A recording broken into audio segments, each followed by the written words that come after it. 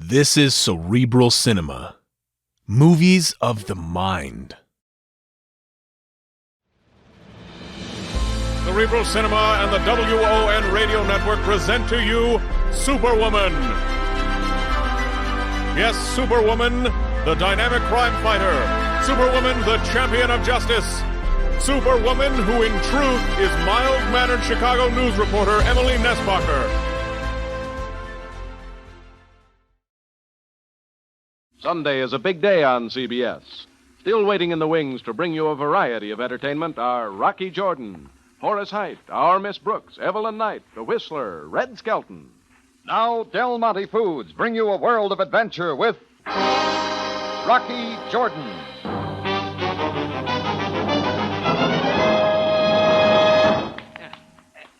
All right, ease off, Hassan. I've had enough rubbed on. But, Effendi Jordan, my salt rubs do most excellent things to the body. You're like raising welts. You're about as tender as a pile driver. Excuse me, please, but could you tell me which of these corridors lead to the steam room? I'm new to this bath. Oh, a second. Come on, I'll show you. I can use a steam bath myself. Thank you. Stefan Miller is my name, sir. Oh, Jordan. Rocky Jordan. Most pleased to meet you. You are a visitor to Cairo, as I am? Oh, I'm in business here. I run a cafe. Oh, that's the door to the steam room. Allow me to open it. The door does not seem to open all the way. Something is blocking it. Pull it shut, Mailer. What? Slam it. Huh? Now, stay here, Mailer. Don't let anyone in that steam room, and don't go in yourself unless you're tired of living. I'll be right back.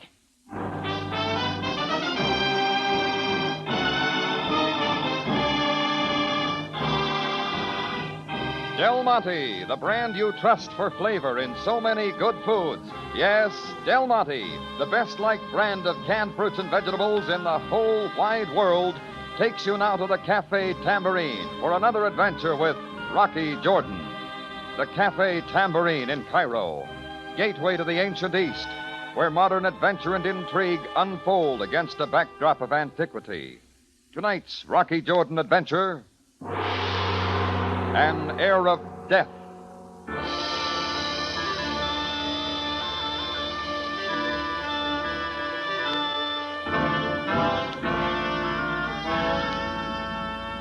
It all started with a door that wouldn't come full open and a hiss of steam. Stefan Mailer and I had walked down the corridor to Hassan's steam room and pushed at the door. It came open part way and then stopped, and a quick look told me why. I slammed the door shut and moved to the front office fast to find a phone. Effendi Jordan, what seems to be the matter? You'll find out soon enough. Captain Sam Sabaya. Sam, Rocky, there's a dead guy sprawled out in Hassan's steam room. You better get over here and bring along a suction pump. Suction pump? Jordan, what When you see a dead guy and smell burnt almonds in the air, what do you think of? Cyanide. That's right, cyanide vapor. And Hassan's steam room's full of it. Just thought you might want to know.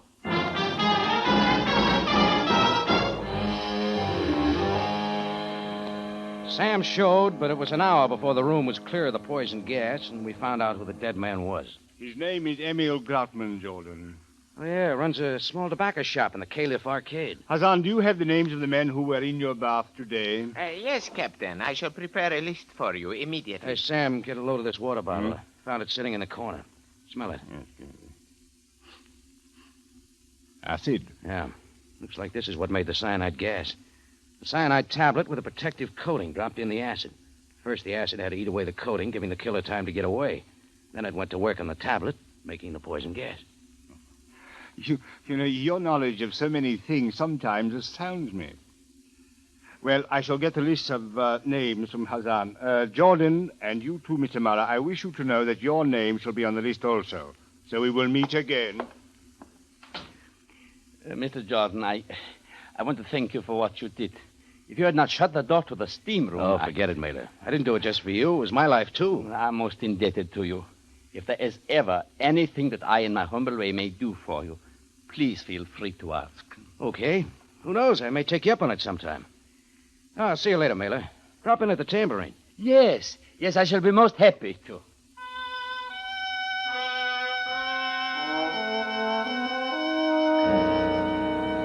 After poking around a bit more, Sam asked me to go with him to Emil Grotman's tobacco shop to break the sad news to Mrs. Grotman.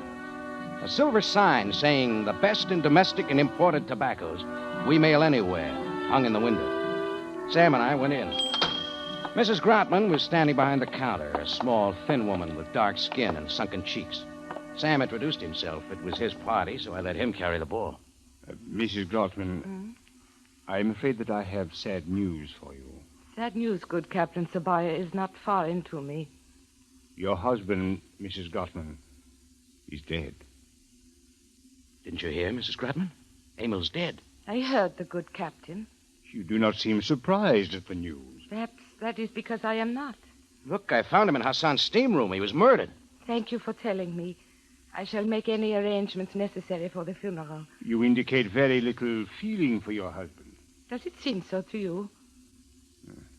Mrs. Grotman, I suggest that you make arrangements to close your shop and appear at headquarters as soon as possible. I have many questions to ask you. As you wish, Captain. Come along, Jordan. I'll see you later, Sam. I want to buy some tobacco. Tobacco? As you wish, Jordan. Goodbye. What tobacco do you wish, Mr. Jordan? You didn't leave a good impression with Sam, Mrs. Grotman. News like Sam gave you usually ends up in tears. Why are you so concerned? I almost stepped into that death chamber myself. What's it all about, Mrs. Grotman? Who killed Emil and why? Good afternoon, Mother. Good afternoon, Anna. You are home early? Mother, I saw a police car parked in front of the shop. I saw the captain leave. What is the matter? Nothing to talk about now, daughter. Go to your room and wash for lunch. But, Mother, please Go tell me into what... your room and wash your face. It is dirty. Yes, Mother. Aren't you going to tell her? What tobacco is it that you wish, Mr. Jordan? What are you made of? Your husband's killed and your eyes don't even turn up damp. Your daughter comes home and you play it like nothing happened. You will please to leave now, Mr. Jordan. The shop is closed for the day. All right, I'll go. It's pretty cold in here anyway. I went back to the tambourine, tried to get the bad taste out of my mouth, and marked the afternoon up for forgetfulness. I didn't get off that easily. That evening, I had a visitor, little Anna Grotman. Please, Mr. Jordan, why was my daddy killed? I don't know, Anna. But who would want to kill him? No one disliked him, and he disliked no one. Except who? It is true, Mr. Jordan, that adults in a family often argue. Did your mother and father argue a lot? I have spoken to my friends. At times, their parents argue, too. Well, that doesn't answer my question. What about your mother and father? She is not my mother, Mr. Jordan. Though I call her mother as Daddy wished. My real mother died when I was born. Stepmother. Daddy married her 2 years ago. Have you talked to Captain Sabaya? No. Well, come on, I'll take you home. And I want to go over to the police station and talk to him. The Grotman house was in back of the shop, and a few moments later, I was walking Anna down the dirt path toward the back door. We were just stepping out of the darkness into a ray of moonlight when something stopped me. A man had stepped out of the back door of the Grotman house carrying something under his coat. Who is he, Anna? His name is Gerard, Mr. Jordan. He works for Mother. He walked to the incinerator, stuffed the package he was carrying into it, set a match to the bundle. Then he went back into the house. And the package figured to be worth looking at. Anna and I made it over to the incinerator, pulled the bundle out, slapped at the burning edges. What is it, Mr. Jordan? Just a second. Yeah, there's an uncanceled stamp on the bundle. It was wrapped for mailing. The shop mails tobaccos to any part of the world. The address is mostly burned off. All I can see is EVA, Switzerland. It could be Geneva. There's still some of the contents stuck to the paper. It's tobacco. I wonder, why would Gerard want to burn a bundle of tobacco? If that's all it is... Come on, Anna. Who is out there?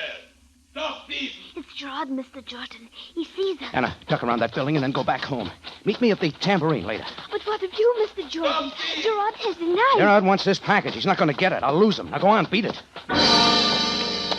Well, Gerard, with that 8 inches of knife he waved over his head, looked like impending doom. It turned out to be Abbott and Costello and his Sultan's harem. Gerard was big but slow. I had to ease off to a trot to keep him after me until Anna got out of sight. Then I turned on some speed and headed down an alley to lose Gerard for good. That was a mistake. The alley went about 10 yards and then stopped. There were buildings to the right of me, buildings to the left of me, and likewise in front. It was like the charge of the Light Brigade. Only Gerard was the brigade, and he was doing the charging. So there you are, thief. He roared down the alley after me, his knife arm real limber. That's when I spotted a fire escape and started to go up it. I made a few steps, but that was all. Gerard's knife by then was slashing at the seat of my pants, and I knew I had to do something quick. Give me back my package. Instead, I lifted my heavier foot and gave him that, right in his face. I tried my other foot with a little English. That caught him under the chin.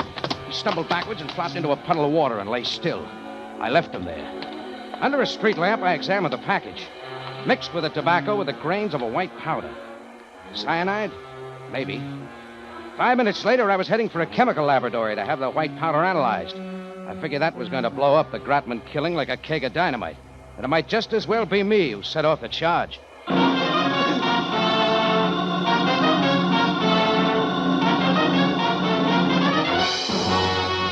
Del Monte Foods is presenting tonight's adventure with Rocky Jordan.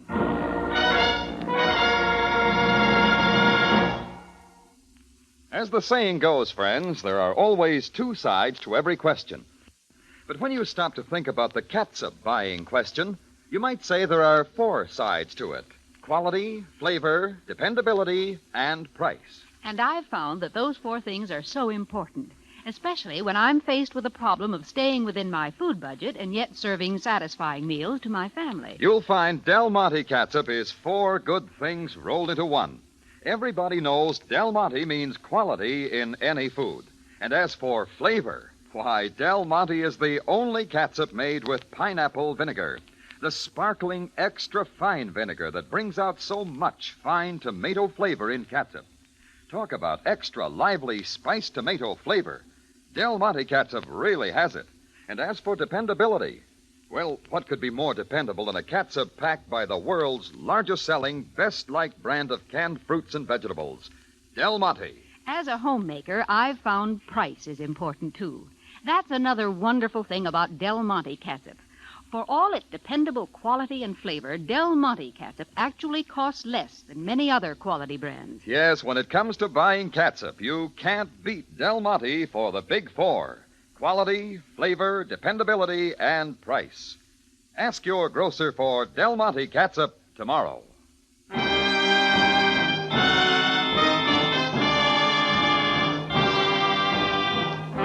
And now we take you back to Cairo and tonight's Rocky Jordan story, An Air of Death.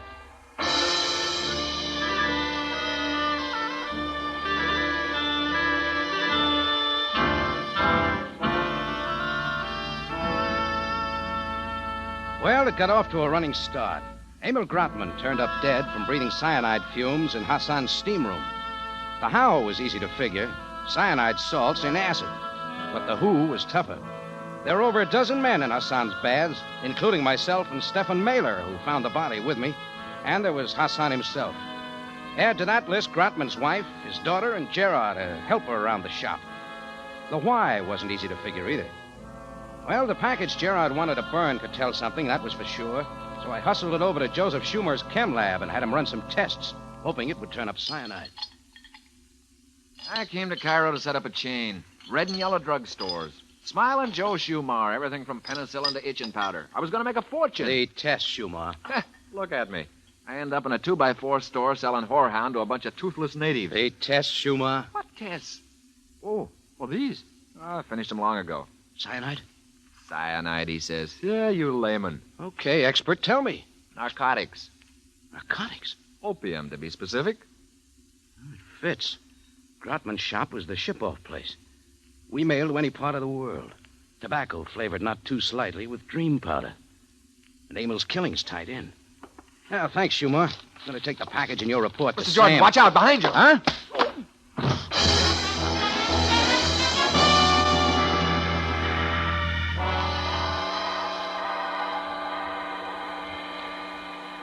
I woke up in the alley about 2 blocks from Schumar's lab with a lump on the side of my head. The package and the chemist's report on its contents were gone. Well, that made sense. Someone had caught up with me and got the opium remnants away. Gerard? Yeah, maybe. But it was one thing to steal the package and the report, and another thing to keep the information from Sam. Joseph Schumer could tell Sabai over the phone just as easily as on a slip of paper. So I headed back to the lab.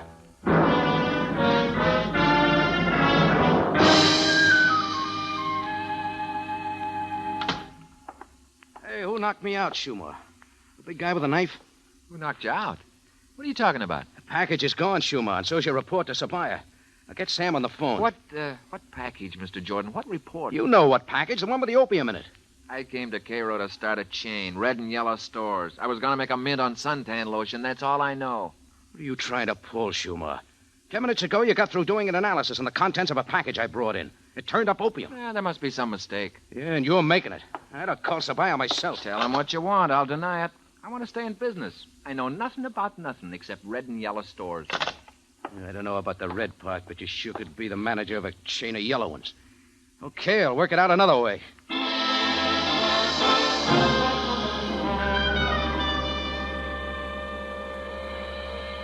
Well, Anna, after what happened to me, Schumer was afraid to talk, and wasn't anything I could do. Are you going to tell Captain Sabaya? Telling him won't mean anything. I ought to have something to show him. Anna. Yes? There's one thing you ought to realize. Captain Sabaya is going to find out about the smuggling. He's going to tie it in with your father's death, and, well, Sam's a policeman with a job to do. He's going to look at the facts coldly. Mr. Jordan, what are you trying to tell me? Anna, Sam's going to say that the smuggling went on in your father's shop.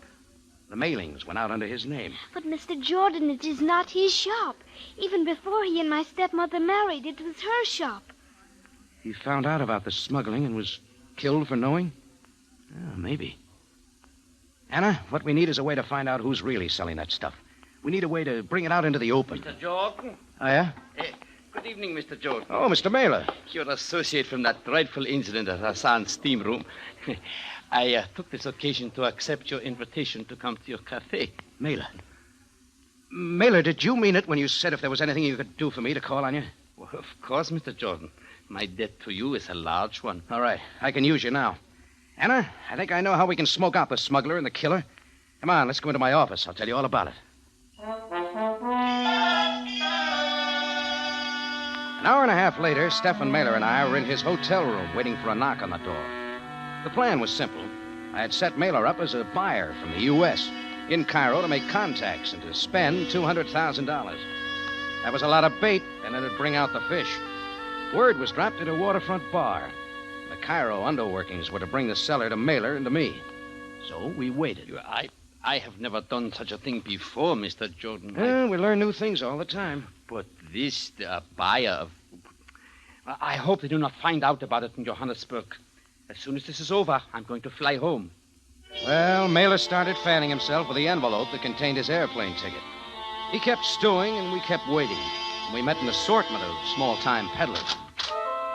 I have here a quantity of quality stuff, which is for sale to a person with the proper amount of American dollars. The first three were minnows, and we threw them out. Number 4 was a dame, slightly wanky. A brand new type of stuff made from the colorful rainbow bush. Guaranteed dreams in technicolor. She went out like the rest, and it wasn't until 2 hours later that the real fish bit.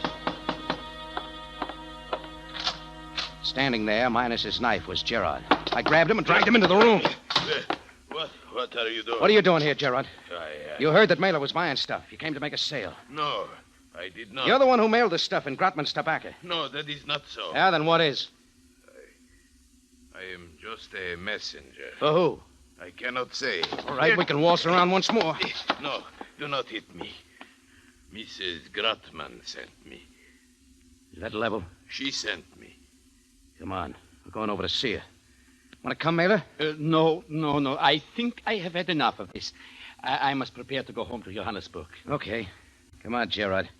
You're going to play that record once again for a very interested listener.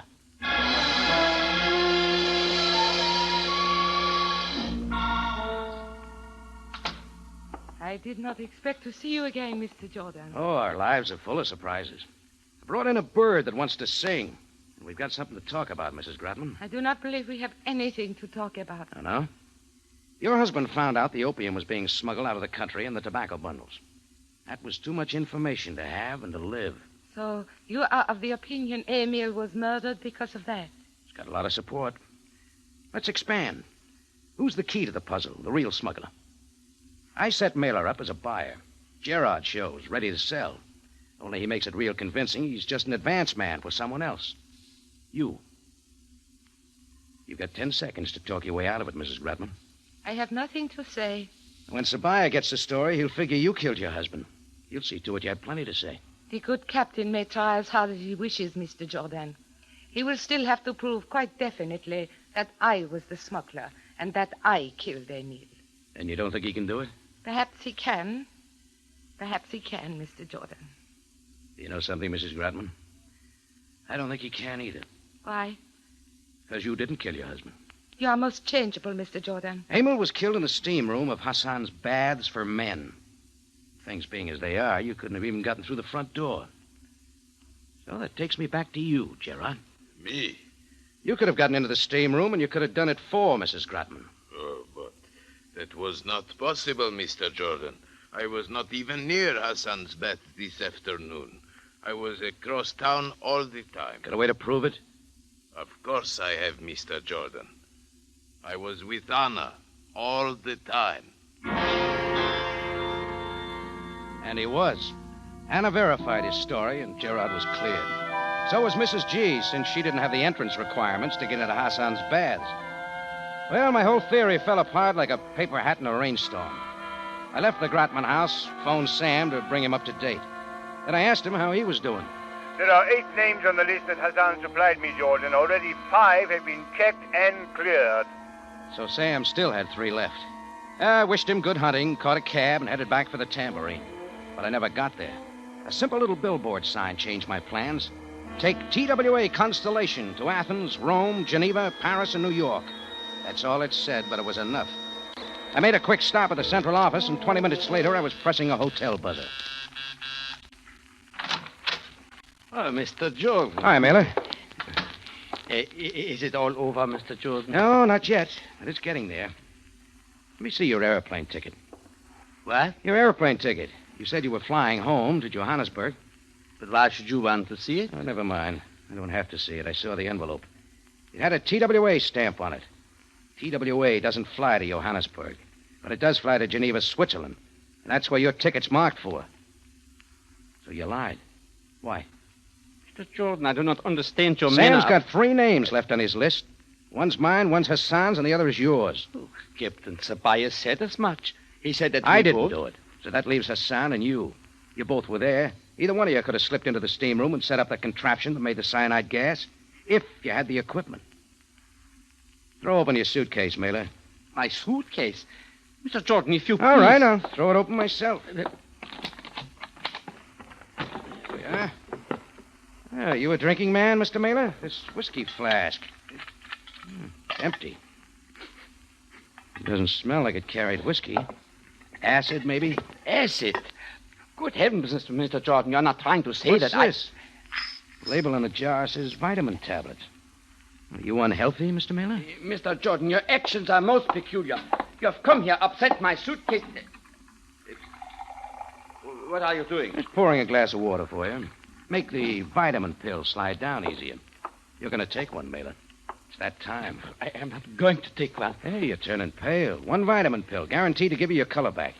Keep away from me, Mr. Jordan. 1 little pill, Mailer, the cure-all. I will not take it. I will not take it. You don't have to force it down your throat. No. Why not? No. It's cyanide. Oh, really? I'd never have guessed. I know when the end has come. Cyanide tablet plus acid equals cyanide gas. Why'd you do it, Mailer? Why'd you kill Gratman? I was buying the narcotics from him. He was mailing it to me in Geneva. I would send the money and the package would come by return mail. And what happened? The packages started to come without the opium. Uh-huh. You figured you were being double-crossed and didn't like it. Came to Cairo and squared things. All right, Mailer, that's it. Let's go see Sam.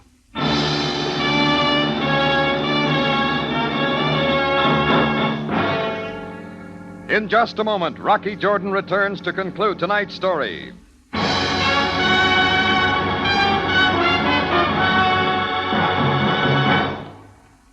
These dark winter mornings, wouldn't it be grand to have some kind of foolproof system to get those sleepy heads to open their eyes at breakfast? Well, that doesn't call for a system, Larry. That calls for Del Monte tomato juice.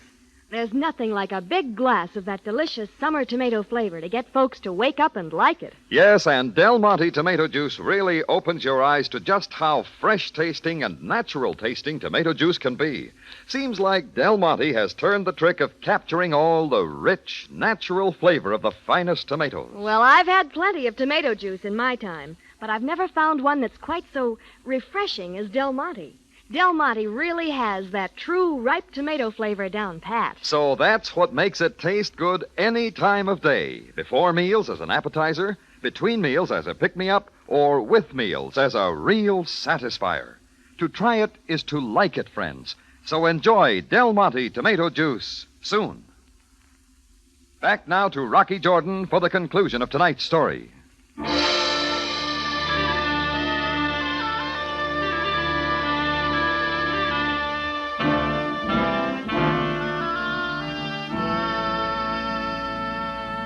Well, I turned Mailer over to Sam and gave him all the details. Joseph Schumar's behavior at the chemist shop cleared up, too. Mailer had pressed him into saying he knew nothing about the opium analysis, and Schumar wanted to stay alive. And that was about it. Then I caught a cab and headed over to Mrs. Grotman's house. I got her and Anna out of bed and told them what had happened.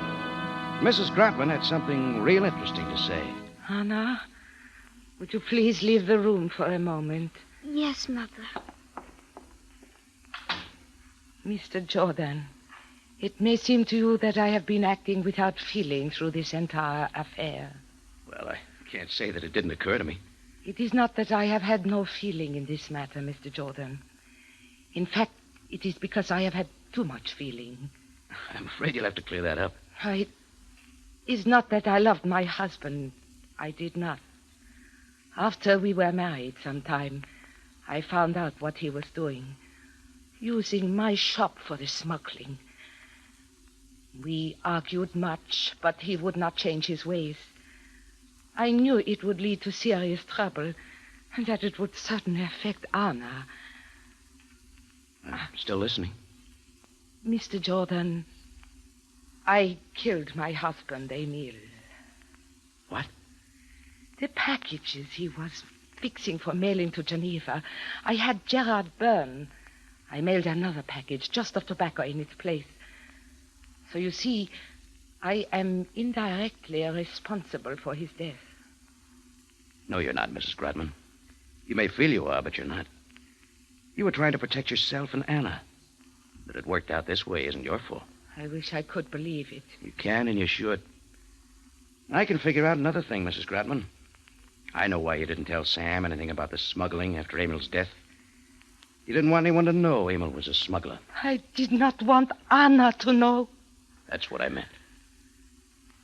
You must think a lot of her. Oh, I wish she thought as much of me. I am learning to, Mother. You've got thin doors, Mrs. Grotman. But I guess it's a good thing. Good night.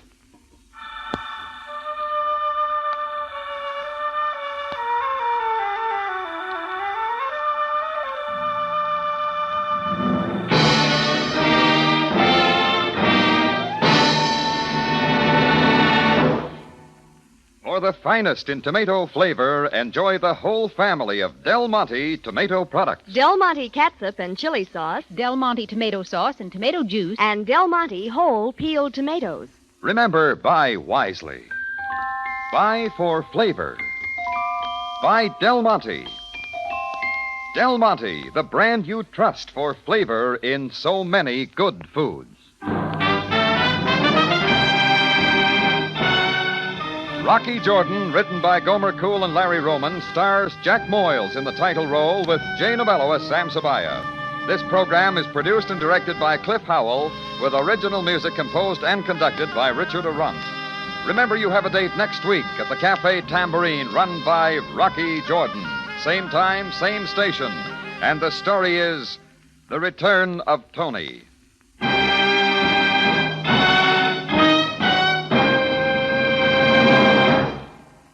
When it's real country corn flavor you want, just ask for Del Monte corn, golden cream style or golden whole kernel.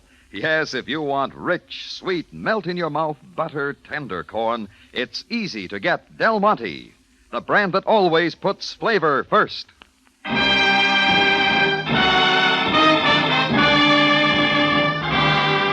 Larry Thor speaking. Rocky Jordan is presented over CBS, the Columbia Broadcasting System.